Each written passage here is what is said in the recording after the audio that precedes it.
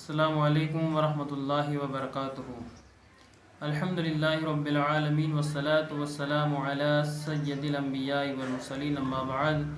فاعوذ باللہ من الشیطان الرجیم، بسم اللہ الرحمن الرحیم۔ قال اللہ تعالی فی کلامہ المجید وننزل من القرآن ما هو شفاء ورحمۃ للمؤمنین ولا یزید الظالمین الا خسارا۔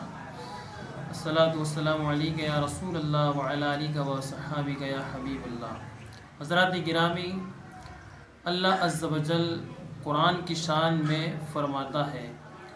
وَنُنَزِّلُ مِنَ الْقُرْآنِ مَا هُوَ شِفَاءٌ وَرَحْمَةٌ وَرَحْمَةٌ لِّلْمُؤْمِنِينَ وَلَا يَزِيدُ الظَّالِمِينَ إِلَّا خَسَارًا۔ اور ہم قرآن میں اتارتے ہیں وہ چیز جو ایمان والوں کے لیے شفا اور رحمت ہے، اور اس سے ظالموں کو نقصان ہی بڑھتا ہے۔ حضرات گرامی، کلام مجید کے اندر اللہ تبارک و تعالیٰ نے کلام پاک کی یہ شان بیان فرمائی ہے،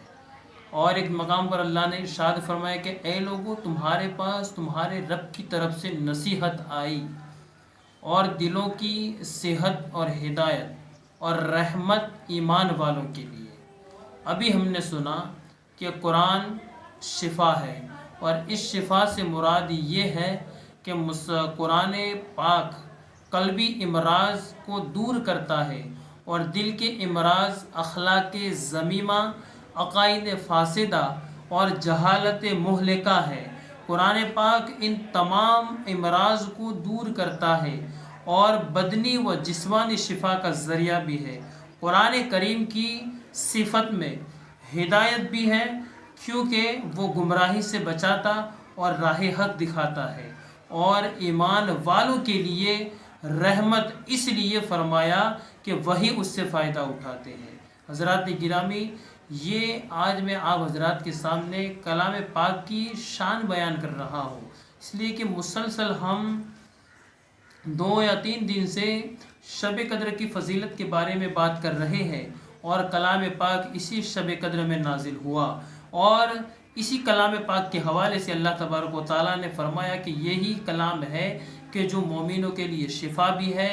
اور نجات کا ذریعہ بھی ہے، اور قلبی اور بدنی اور جسمانی بیماریوں کو دور کرنے کا ذریعہ بھی ہے۔ تو حضرات گرامی، جب اتنے فائدے کلام پاک کے اندر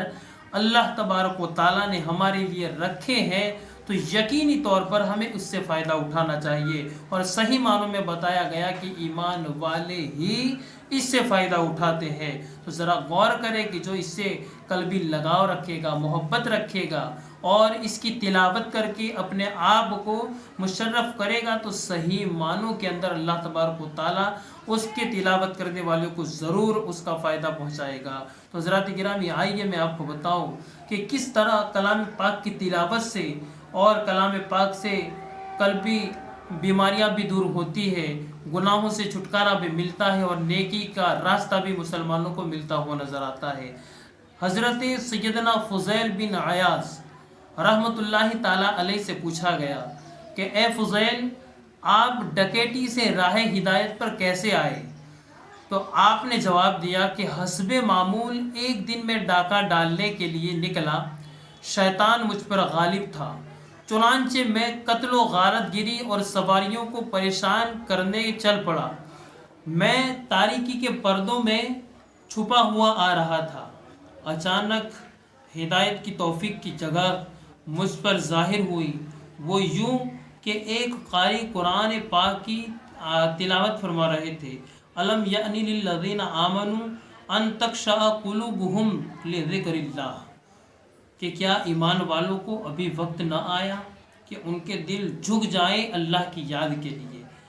میں نے اس کی طرف اپنے کان لگا دیے، سنتے ہی میری آنکھوں سے آنسو جاری ہو گئے، میرے دل کے ہوش اڑ گئے، اور اسی کا اثر ہے کہ میں نے اپنے رب عز و جل کی طرف رجوع کر لیا۔ کلام باری تعالیٰ کا جواب دیتے ہوئے عرض کی، کیوں نہیں، اللہ کی قسم وہ وقت آ چکا ہے، میرے رحمان کی طرف رجوع کرنے اور نافرمانی سے خوف زدہ ہونے کا وقت آ چکا ہے، لیکن ڈرنے والے کے لیے امان بھی ضروری ہے۔ بس قرآن کریم نے مجھے دائمی امان کی خوشخبری دے دی، وَلِمَنْ خَافَ مَقَامَ رَبِّهِ جَنَّتَانِ، کہ جو اپنے رب کے حضور کھڑے ہونے سے ڈرے ان کے لیے 2 جنتیں ہیں۔ پھر میں نے ڈکیٹی سے مسلح پر آ گیا، راہ شقاوت ترک کر کے سعادت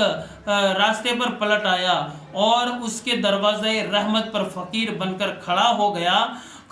گیا تو میں نے عرض کی، یا اللہ، تیرا بندہ بھاگے ہوئے غلام کی طرح تیری بارگاہ میں لوٹ آیا ہے اور تیرے گزشتہ فضل و کرم کا طلبگار ہے۔ صبح میں شکاری بن کر نکلا تھا، اب خود شکار ہو گیا ہوں، قائد بن کر نکلا تھا، اب میں مطیع اور فرما بردار بن کر تیرے دروازے پر لوٹ آیا ہوں۔ تو حضرات گرامی، حضرت فضیل فرماتے ہیں کہ میں نے اس طرح اللہ کی طرف رجوع کیا، گناہوں سے توبہ کی، تو اللہ تبارک و تعالیٰ نے مجھے یہ مقام عطا فرما دیا۔ تو حضرات گرامی، آپ ذرا غور کریں کہ وہ فضیل جو ڈکیٹی کا کام کیا کرتے تھے، چوری کا کام کیا کرتے تھے، قرآن کی ایک آیت سن کر ان کے دل کے اندر خدا کا خوف پیدا ہوتا ہے اور اپنے گناہوں سے توبہ کر کے جب وہ اللہ کی بارگاہ میں آتے ہیں، رجوع کرتے ہیں، تو اللہ تبارک و تعالیٰ انہیں ولایت کا درجہ عطا فرما دیتا ہے۔ تو آج ہم اور آپ ایمان والے جب اللہ کی بارگاہ میں اپنے گناہوں کو یاد کر کے،